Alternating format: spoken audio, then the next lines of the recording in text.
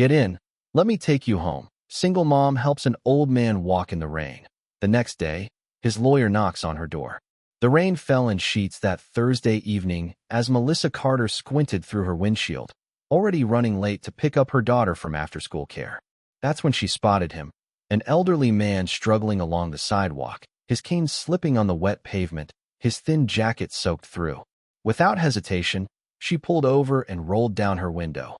Get in. Let me take you home. What Melissa couldn't have known as the old man gratefully climbed into her car was that this simple act of kindness would change her life forever, because the frail man in drenched clothes was Arthur Donovan, the reclusive billionaire whose name adorned half the buildings in town, and whose lawyer would be knocking on her door the very next morning with news that would leave her speechless.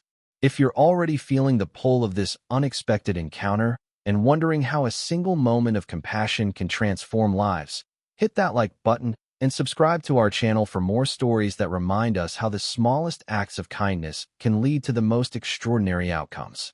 Melissa Carter was exhausted. At 34, the single mother of 8-year-old Sophie had mastered the art of stretching both time and money to their breaking points. Today had been particularly challenging.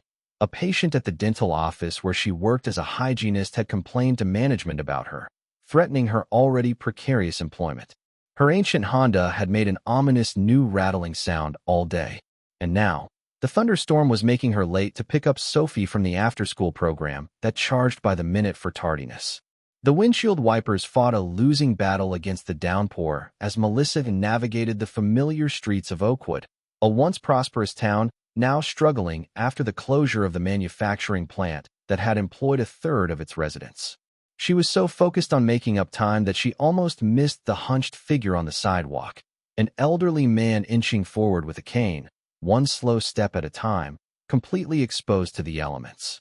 Melissa hesitated only for a second before pulling over. Her mother had raised her with a simple principle. We might not have much, but we always have enough to help someone in need. Rolling down her window, she called out, "Sir, do you need a ride somewhere?" The old man turned, revealing a weathered face with kind eyes that seemed startled by the offer. He was completely soaked, his thin gray hair plastered to his head, his beige jacket darkened by the rain. "Get in. Let me take you home," Melissa said, already reaching across to open the passenger door. After a moment's hesitation, the man nodded gratefully and made his way to her car, his movements slow and deliberate. Once inside, he sat with his cane between his knees, water dripping from his clothes onto her already stained car seats.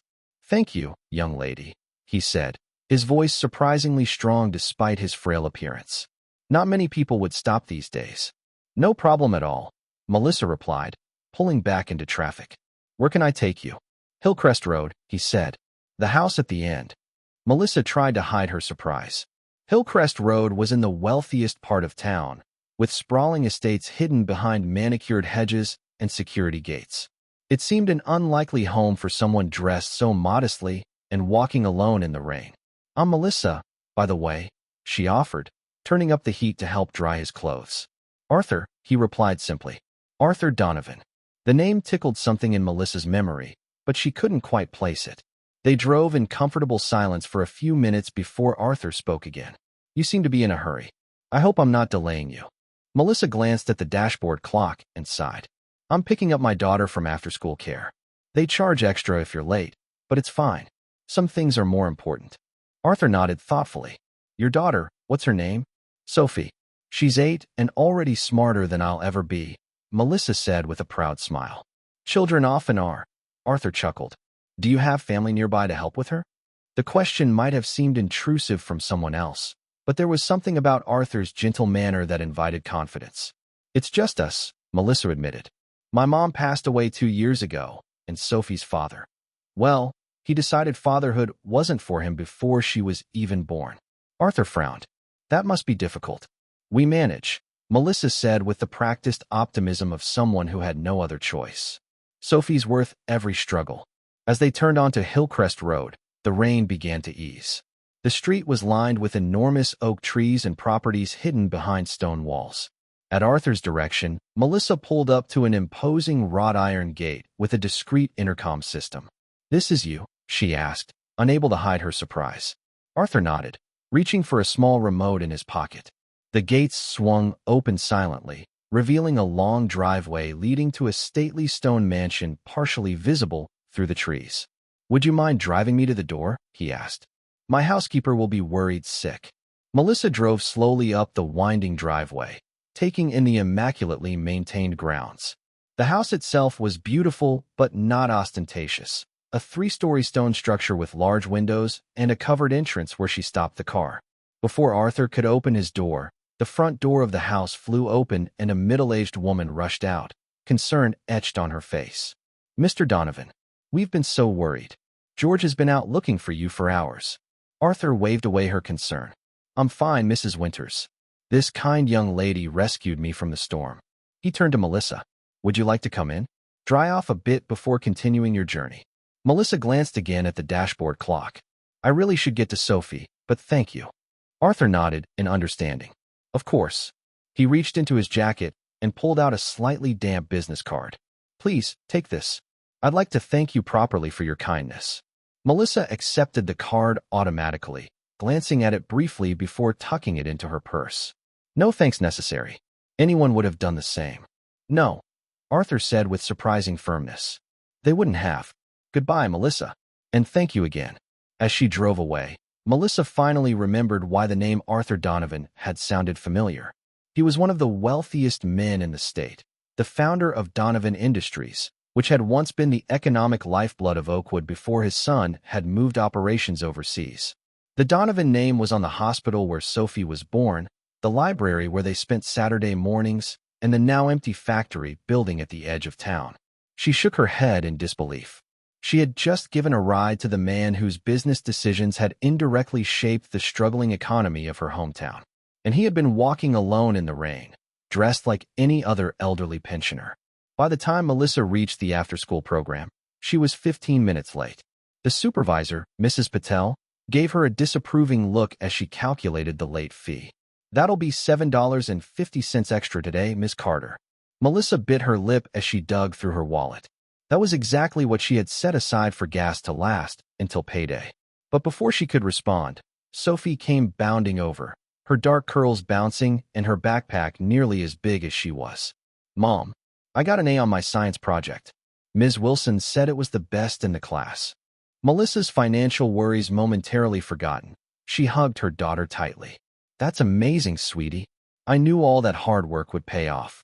On the drive home to their small two-bedroom apartment, Sophie chattered excitedly about her day, while Melissa half listened, her mind still on the strange encounter with Arthur Donovan and the growing list of bills waiting at home.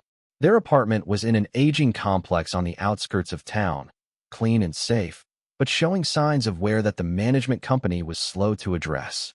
The kitchen faucet had been leaking for weeks, and the heating system worked only sporadically, forcing them to rely on space heaters during the recent cold snap. After dinner, simple pasta with sauce from a jar, Melissa helped Sophie with her homework before tucking her into bed. Only then did she allow herself to sink onto the couch and pull out the stack of bills from her purse. The car repair estimate was even worse than she'd feared.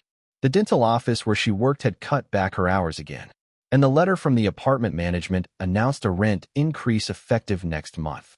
Melissa put her head in her hands, allowing herself a moment of despair before straightening her shoulders. She would figure it out. She always did. As she sorted through her purse to find a pen, her fingers brushed against the business card Arthur Donovan had given her. It was simple and elegant, just his name and a phone number, no title or company logo.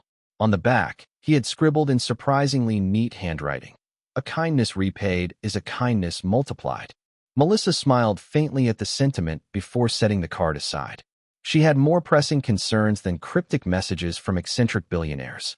The next morning was a rush of activity, getting Sophie fed, dressed, and off to school before heading to work for her shortened shift. The dental office was unusually quiet, giving Melissa too much time to worry about the bills waiting at home. By early afternoon, she was back in her apartment, searching online for a second job that could accommodate her already complicated schedule. The knock on her door came just after 3 o'clock. Melissa wasn't expecting anyone, and solicitors rarely made it past the building's security door. Cautiously, she checked the peephole to see a middle-aged man in an expensive suit standing in the hallway, a leather briefcase in hand. She opened the door partway, security chain still in place. "Can I help you?" The man offered a polite smile. "Ms. Melissa Carter? My name is Richard Harmon. I'm the personal attorney for Mr. Arthur Donovan." Melissa's eyes widened in surprise. "Is Mr. Donovan okay? Did something happen after I dropped him off yesterday?" "Mr. Donovan is quite well, thank you," Richard assured her. "In fact, he speaks very highly of your kindness yesterday. May I come in? I have some matters to discuss with you on his behalf." Still confused but no longer concerned, Melissa unlatched the chain and invited him inside. Suddenly self-conscious about the modest apartment with its mismatched furniture and walls that desperately needed repainting. Richard didn't seem to notice or care about the surroundings. He sat at her small dining table, opened his briefcase, and removed several documents. "Ms. Carter, Mr. Donovan was deeply moved by your willingness to help him yesterday. He said it had been many years since someone had shown him kindness without knowing who he was or what he could offer in return." Melissa shook her head. "It was nothing, really. Anyone would have done the same." "Mr. Donovan disagrees," Richard said with a small smile. "And he has asked me to present you with this." He slid a document across the table. Melissa glanced at it, seeing legal terminology and large sums of money that made no sense to her. "What is this?" "Mr. Donovan would like to establish a trust fund for your daughter's education," Richard explained. "This document outlines the terms. $250,000 to be held in trust until she turns 18, at which point it will be available for her college education and related expenses." Melissa stared at him in disbelief. "There must be some mistake. He can't possibly want to give us that kind of money for a simple car ride. Mr. Donovan is an excellent judge of character, Ms. Carter.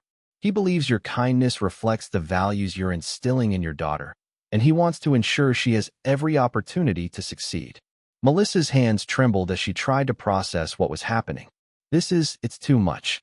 I can't accept this." Richard nodded as if he had expected this response. "Mr. Donovan thought you might say that, which is why he asked me to give you this letter before you make your decision."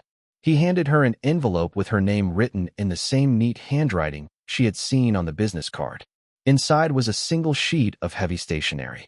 "Dear Melissa, you may find my gesture excessive for what you consider a small kindness, but allow me to explain. Yesterday was the anniversary of my wife's passing. I had visited her grave and, in my distraction, wandered much farther from home than I intended before the storm began.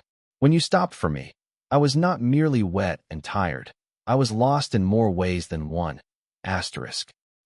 Your kindness reminded me of something my late wife always believed, that the measure of a society is how we treat each other when there is nothing to be gained.